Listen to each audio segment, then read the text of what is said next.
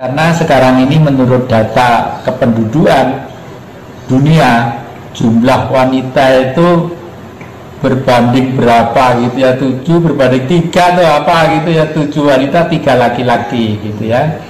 Ini akan membawa dampak situ, dan wanita bagaimanapun sudah menjadi tumpuan pertama bagi laki-laki untuk mengendalikan keluarga mereka masing-masing, baik itu dalam lingkungan sudah keluarga atau belum. Itulah. Ini makanya beberapa hal yang akhir-akhir ini saya cermati, saya merasa prihatin juga, meskipun orang lain kadang-kadang hati ini kelakuannya apa sih ngono kok ora gelem. Terus terang aja Mas ya, semenjak lokalisasi ditutup, ini saya tuh pergi naik mobil itu nangis Mas. Karena apa? Banyak anak-anak tertentu di pinggir jalan hanya menunggu orang yang mobil lewat. Siapa tahu kalau ada yang menggunakan jasanya. Itu kan malas banget. Dari segi sosial kasihan, dari segi kesehatan juga bahaya. Tapi bagaimana? Saya sudah terlanjur menulis di dalam buku ini, kita harus melampaui zaman yang namanya sakit terhimpit sampai ke langit.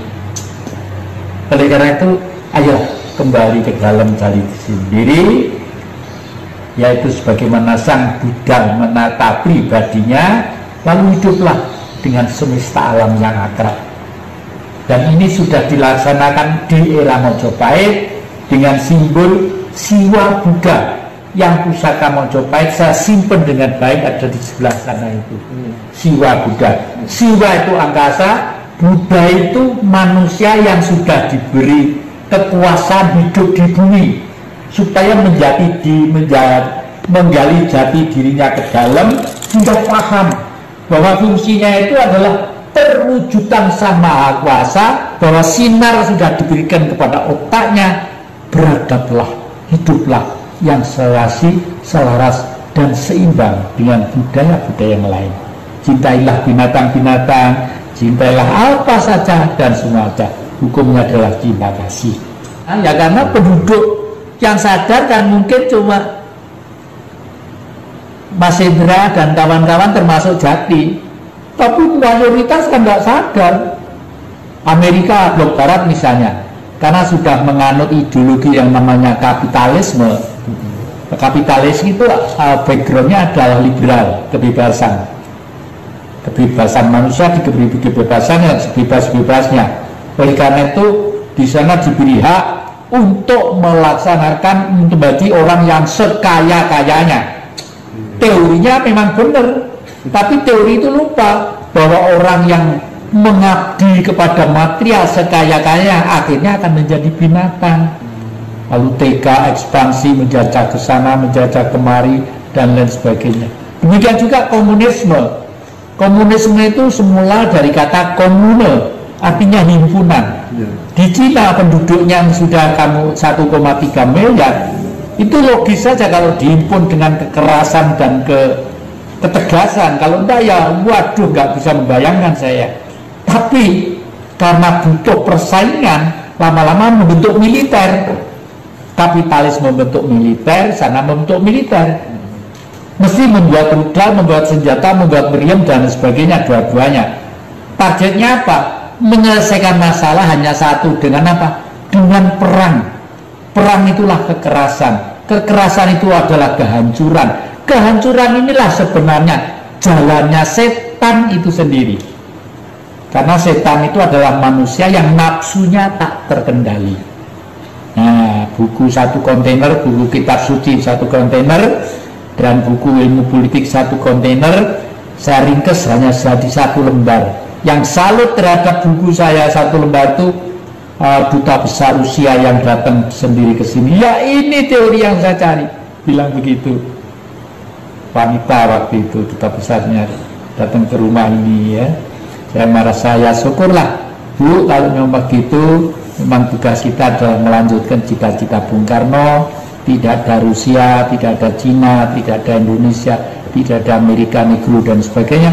Yang adalah umat manusia yang harus hidup bersama, keseimbangan, keserasian, dan saling bantu membantu. Pak Hasyim Muzadi almarhum tahu ya?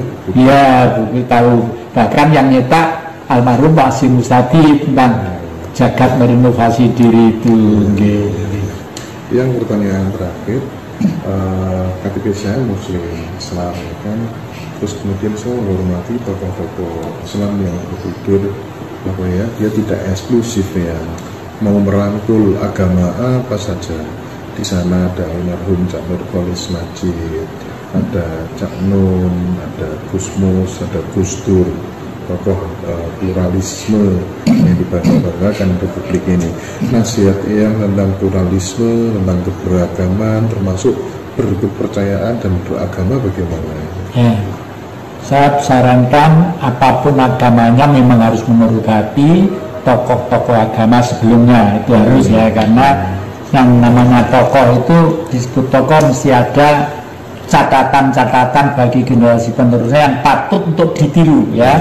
Tapi bicara masalah pluralisme itu saya cenderung untuk berpikir ke tahun 3000 nanti itu. Eranya sekarang adalah era digitalisasi. Sekarang rekening di bank dan lain sebagainya itu sudah boleh dikata sistem duit langsung ngitung begini pakai lidah apalagi gitu sudah terus ketinggalan zaman gitu loh ya. Kenapa? Ada apa era tahun 3000? Ada era digitalisasi. Oleh karena itu sekarang ini orang hidup sudah tidak mengenal ruang dan waktu. Pluralisasi adalah kondisi objektif. Ini kalau kita anggap satu gejala ngeri peti kita juga bisa, tapi kalau dianggap sebagai modal dasar juga bisa.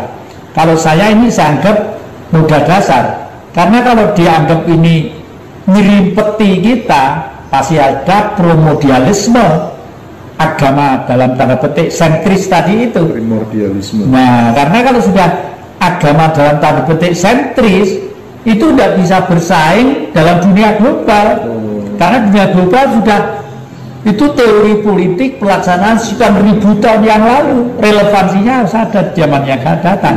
Oleh karena itu saya mengarah kepada yang muda-muda untuk paham tentang Tuhan itu teorinya apa.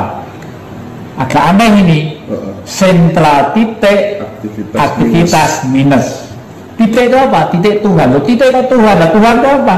Tuhan itu yang ngarang manusia. Pada waktu manusia sadar bahwa kita hidup, kita bisa sakit, kita bisa ini bisa susah, kita bisa senang, lalu kita bisa menderita, baru manusia membuat istilah yang namanya Tuhan. Kalau diurai dengan bahasa Jawa, tuhu ono sebenarnya ada. Berarti yang mengarang kata Tuhan itu manusia. Manusia, nggak mungkin kerbau ngarang Tuhan, sapi ngarang Tuhan. Jadi bisa dibilang yang membuat, yang mengadakan kata Tuhan itu ya manusia. Manusia, ya. Kalau Tuhan tidak butuh percetaan, tidak butuh ini, nggak butuh ini, ya.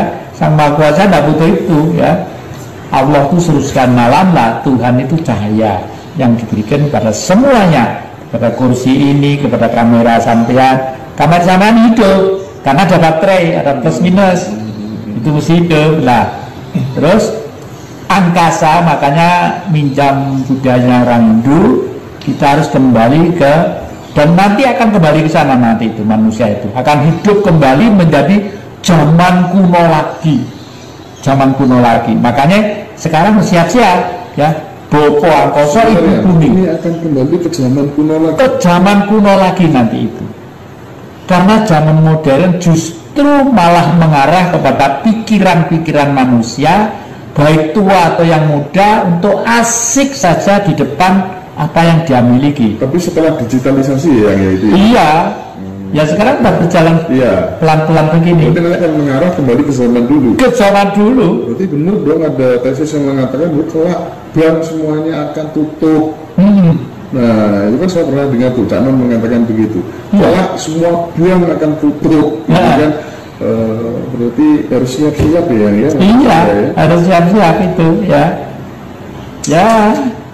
Jadi ya berbahagialah, mbok bakul pecel, mbok bakul lodeh, mbok bakul itu.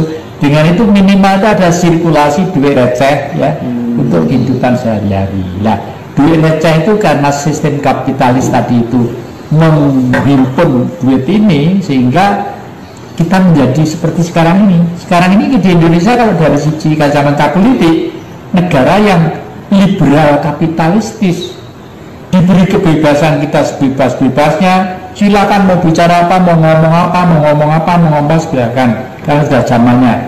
Tapi kebebasan ini di dalam kapitalistis, yang bisa ngomong kuat, pengaruh yang punya duit, yang enggak ya brosor di rumah, bisa menengok kembali ke belakang, menggali ke dalam supaya sadar.